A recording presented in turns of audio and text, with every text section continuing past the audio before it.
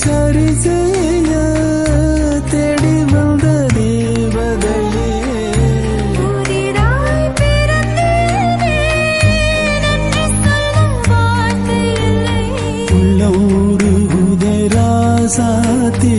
உள்ளவரை